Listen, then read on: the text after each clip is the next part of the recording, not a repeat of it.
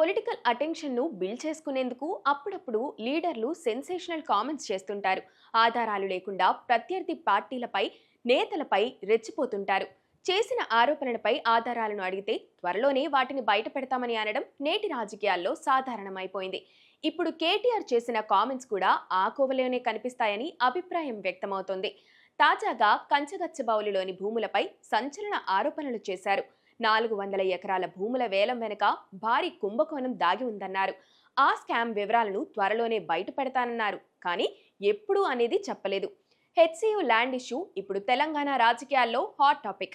ఈ భూముల ఆక్షన్ వెనుక స్కామ్ ఉన్నది నిజమైతే ఇప్పుడు ఆ వివరాలను బయట పెట్టడం పొలిటికల్ గా బీఆర్ఎస్ కు బూస్టింగ్ ఇచ్చేదే.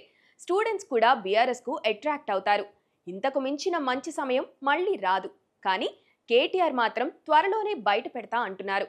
ఆధారాలు సేకరించే పనిలో ఉండటంతోనే త్వరలోనే అంటున్నారా, లేక హెచ్సియు వ్యవహారంలో బీఆర్ఎస్ లీడర్లపై కేసులు నమోదవుతున్న దృష్ట్యా సర్కార్ పెద్దలను ట్రాప్ చేసేందుకు ఈ ఎత్తుగడ అనే వాదనలు వినిపిస్తున్నాయి.